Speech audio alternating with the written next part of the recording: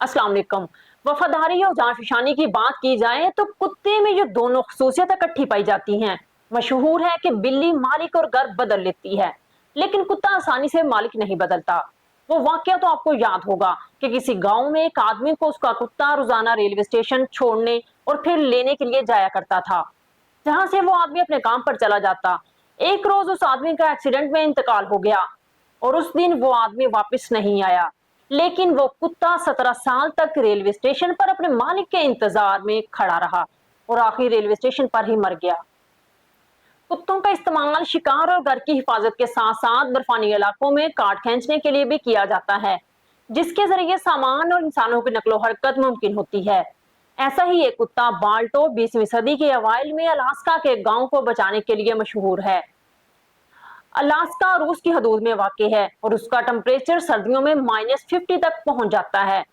1925 में एक नन्हा सा गांव नूम शदीद बर्फानी तूफान और मोहलिक डिप्थीरिया की वबा का शिकार हो गया।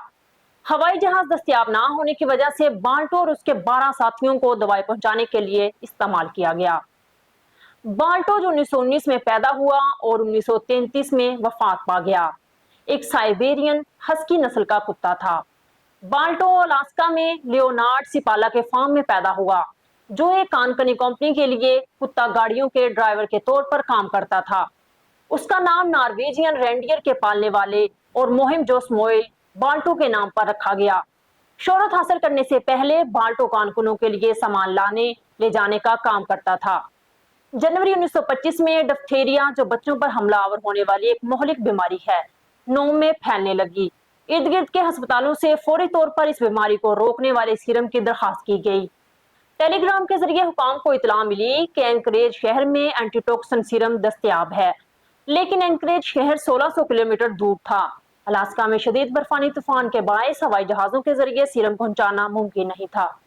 इसलिए यह तय किया गया कि एक ट्रेन एंटीटॉक्सिन को न्याना तक ले जाएगी, लेकिन ट्रेन का भी रास्ता न्याना से आगे नहीं था, जबकि न्याना अब भी नूम से 1085 किलोमीटर दूर था।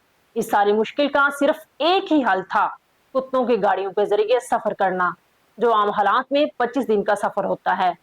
ये जिम्मेदारी लियोनार्ड सिपाला को सौंपी गई, जो नोम से न्याना की तरफ 20 हस्की कुत्तों की टीम के साथ रवाना हुए, जिनकी क़यादत उनके एक बेहतरीन लीड कुत्ते टोगो ने की। जब सिपाला पहले ही रास्ते में थे, हुकाम ने फैसला किया रेले रेस के तर्ज पर कई टीमों के सफर में हिस्सा लेने से सीरम को ज्यादा तेजी से पहुंचाया जा सकता है। इस तरह 20 गाड़ियों के ड्राइवर और 100 से ज्यादा हस्की कुत्तों ने इस रेले दौड़ में हिस्सा लिया। एक टीम जब अपनी मंजिल तक पहुंचती तो वहां से दूसरी टीम सीरम को लेकर आगे रवाना हो जाती। इस तरह यह सफर बिला किसी रुकावट के मुसलसल जारी रहा। गिनर कासन, जो सिपाला के मुआवन थे, उनको भी बाल्टो की क़यादत में इस रेले रेस में शामिल किया गया।